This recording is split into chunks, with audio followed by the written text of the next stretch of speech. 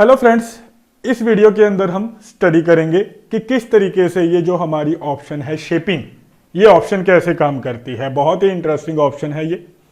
जब हमने अपने डिजाइन को, या आप ऐसे कह सकते हैं अपनी शेप्स को अलग तरीके से बनाना होता है, तब हम, नाम से ही पता चल रहा है शेपिंग, अपनी शेप्स को अलग अलग तरह की शेपिंग देने के लिए हम इस ऑप्शन, जिसके अंदर काफ़ी ऑप्शंस हैं, अभी आपको दिखाएंगे।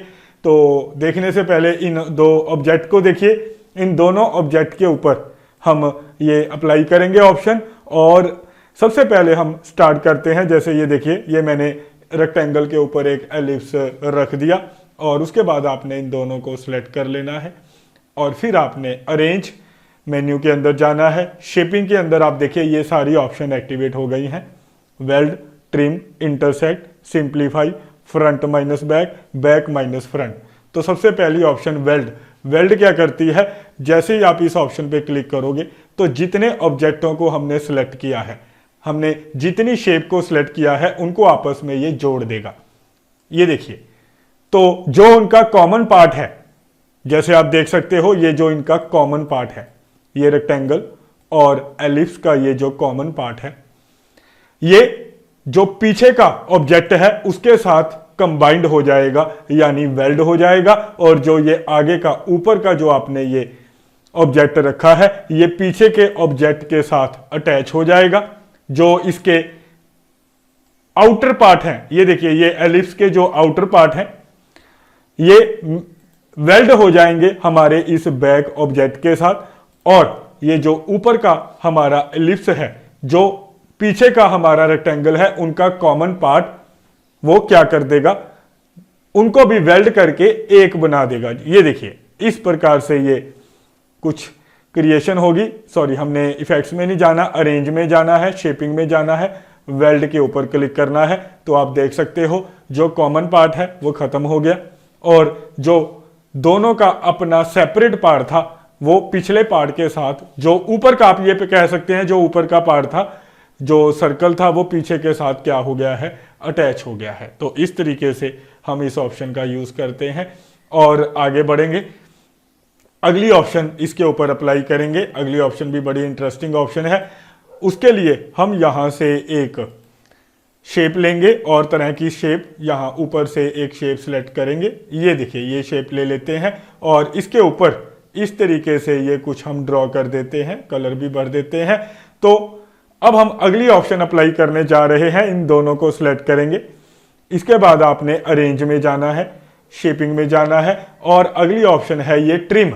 तो ये ट्रिम ऑप्शन क्या करती है, जो पार्ट आपने ऊपर, ऑब्जेक्ट का जो पार्ट आपने ऊपर रखा है, ये देखिए, ये जो पार्ट आपने ऊपर रखा है, ये निचले पार्ट को, ये जो नीचे का पार्ट है, उस शेप के अंदर ये कटिंग कर देगा। जैसे ये देखिए, ये मैंने दोनों ऑब्जेक्ट को सिलेक्ट किया, अरेंज में जाएंगे, शेपिंग में जाएंगे, ट्रिम पे क्लिक करेंगे। तो ये देखिए, जो ऊपर का पार्ट है उसने नीचे के पार्ट को उस शेप के अंदर काट दिया है। जो पार्ट आपने ऊपर पिछले ऑब्जेक्ट के ऊपर रखा, उतना पार्ट ये ट्रिम कर देगा, यानी कि उसको काट देगा। तो मेरे ख्याल से क्लियर है कैसे इसने पिछले पार्ट को ट्रिम कर दिया है। तो इस तरीके से ये ट्रिम ऑप्शन जो है काम करती है। तो आपको समझ आ गया होगा। आगे बढ़ते हैं।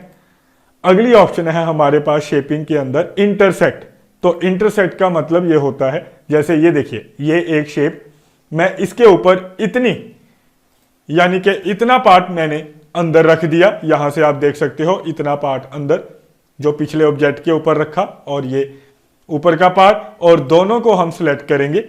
और उसके बाद आपने, ये ऑप्शन है इंटरसेक्ट की, इंटरसेक्ट के ऊपर आपने क्लिक करना है। तो जितना पार्ट आपने ऊपर रखा है, ये देखिए, उतना पार्ट वो पिछले ऑब्जेक्ट के ऊपर क्रिएट कर देगा। यानी जितना पार्ट हम, जो ऊपर का ऑब्जेक्ट है, जितना पार्ट ऊपर के ऑब्जेक्ट का इस पिछले ऑब्जेक्ट के ऊपर रखोगे, उतना पार्ट वो उसको कटिंग कर देगा। तो इस ऑब्जेक्ट को आप हटा सकते हैं और इसको सिलेक्ट करके इसके अंदर कोई भी कलर फिल कर सकते हैं। तो ये अलग अलग तरह से अपनी शेप को अलग तरह से शेप देने के लिए हम इस टूल का यूज करते हैं, इन ऑप्शंस का यूज करते हैं। नाम है शेपिंग के अंदर, ऑप्शन है इंटरसेक्ट। और अगली ऑप्शन के ऊपर चलते हैं। तो अगली ऑप्शन ध्यान दीजिएगा, ये एक रेक्टेंगल के ऊपर मैंने एक एलिप्स रखा और ये इस तरीके से ये एलिप्स हम रख देते हैं और इस पॉलीगॉन को इसके ऊपर यहां पर इस तरीके से एडजस्ट कर देते हैं। अब हम इस पूरे ऑब्जेक्ट को सिलेक्ट करेंगे, सभी ऑब्जेक्टों को सिलेक्ट करके हम यहां से, ये ऑप्शन होती है सिंप्लीफाई की, इसके ऊपर हम क्लिक करेंगे। जैसे ही आप सिंप्लीफाई के ऊपर क्लिक करोगे, ये पता क्या करेगा, जितना पार्ट आपने, ये कॉमन पार्ट, जितना पार्ट आपने ऑब्जेक्ट का एक दूसरे के ऊपर रखा है, वो पार्ट ये क्या करेगा, उस पार्ट को ये काट देगा। ये देखिए, जितना पार्ट आपने ऊपर रखा है, सभी ऑब्जेक्ट का, जितने भी ऑब्जेक्ट आप एक दूसरे के ऊपर रखते जाओगे, उतना पार्ट, जितना पार्ट आपने ऊपर रखा है, लास्ट ऑब्जेक्ट के ऊपर, ये देखिए इसके ऊपर हमने ये रखा, ये इसने पार्ट उतना काट दिया। और उसके बाद जितना पार्ट हमने इस ऑब्जेक्ट का इन दोनों ऑब्जेक्टों के ऊपर रखा, उतना पार्ट इसने इस एलिप्स का भी काट दिया और पीछे के इस रेक्टेंगल का भी कट कर दिया।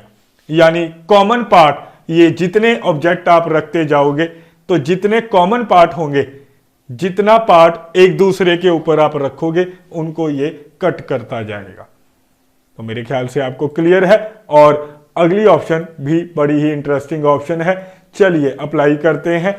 तो अगली ऑप्शन अप्लाई करेंगे तो ये एक हमारा पॉलीगॉन और इसके ऊपर हम ये एक स्टार शेप रख लेते हैं। दोनों को इकट्ठा सेलेक्ट करेंगे, अरेंज के अंदर जाएंगे, शेपिंग के अंदर। अगली ऑप्शन है फ्रंट माइनस बैक। तो ये क्या करेगा, हमारे फ्रंट पार्ट को, जितना पार्ट हमारा फ्रंट का और जो बैक पार्ट है, फ्रंट का पार्ट, ये देखिए जितना पार्ट फ्रंट, जो ऊपर का ऑब्जेक्ट था, ऊपर का ऑब्जेक्ट देखिए, जो ऊपर का ऑब्जेक्ट जितना हमारा बाहर है, यानी कि जितना हमारा ये फ्रंट का पार्ट ये पीछे वाले ऑब्जेक्ट के ऊपर नहीं है, उतना पार्ट हमारा रह जाएगा। और जितना पार्ट हमारा ऊपर है और ये जो पीछे का ऑब्जेक्ट है, दोनों कट जाएंगे। ये देखिए, अरेंज फ्रंट माइनस बैक का मतलब जितना फ्रंट का पार्ट बैक के ऊपर है उसको भी काट दो और जो बैक है उसको पूरा काट दो। फ्रंट माइनस बैक का मतलब जितना फ्रंट पार्ट बैक के ऊपर है उतना फ्रंट काट दो और बैक हमने पूरा काटना है। तो ये इस तरीके से हमारे पास जो शेप बच जाएगी। तो ऐसे हम ये फ्रंट माइनस बैक के द्वारा अपनी अलग तरह की शेप तैयार कर सकते हैं। तो मेरे ख्याल से क्लियर है। और ऐसे ही अगली ऑप्शन है, आइए अगली ऑप्शन आपको दिखाते हैं। मान लीजिए इतना पार्ट हमने इस पॉलीगॉन के ऊपर रख लिया, ये देखिए इतना पार्ट हमने पॉलीगॉन के ऊपर रख लिया। अरेंज के अंदर चलेंगे, शेपिंग के अंदर चलेंगे, ऑप्शन है फ्रंट माइनस बैक। तो फ्रंट माइनस बैक, सॉरी ये ऑप्शन तो हम कर चुके हैं। अगली ऑप्शन, लास्ट ऑप्शन इसके अंदर है बैक माइनस फ्रंट। तो ये उसका उल्टा, अब हम बात करेंगे बैक माइनस फ्रंट की, ये उसका उल्टा है। यानी बैक, जितना बैक का पार्ट फ्रंट के ऊपर होगा उतना बैक का पार्ट कट जाएगा और फ्रंट सारा चला जाएगा। और जितना बैक का पार्ट इस फ्रंट यानी कि स्टार के ऊपर है, ये देखिए जित फ्रंट पूरा चला गया और जितना पार्ट फ्रंट का बैक के ऊपर था उतना बैक का पार्ट कट गया है। तो आप देख सकते हो ये इस तरह की शेप, अलग अलग तरह की शेप बनाने के लिए हम ये शेपिंग की अलग अलग तरह की ऑप्शन जैसी हमारी रिक्वायरमेंट होती है उसके अकॉर्डिंग हम इस weld, trim, intersect, simplify, front minus back, back minus front option का हम यूज करते हैं।